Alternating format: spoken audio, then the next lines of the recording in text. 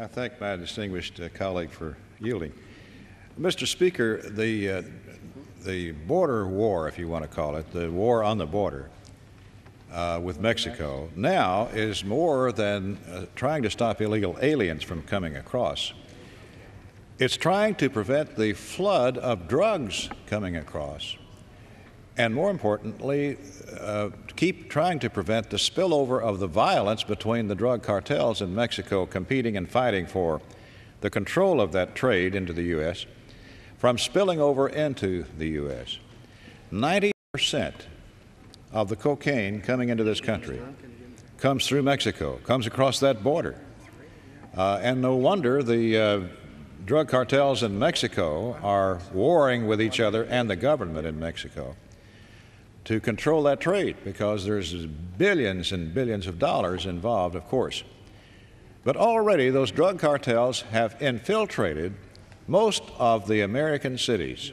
Most of the large cities in this country have cells or pieces of that drug cartel organization now in their communities. You read about killings and murders and hostage-taking in places like Birmingham and Atlanta and Chicago and New York and, of course, Phoenix and all of the cities of the West. They're here now.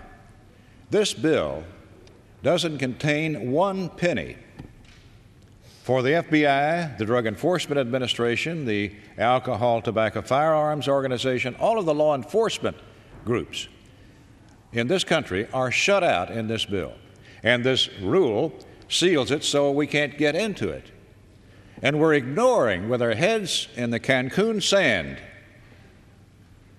the cartels in Mexico that are eating away in this country, young people in our cities as well as old people. And so I urge that we defeat the previous question so that we can be allowed to bring these matters to this bill.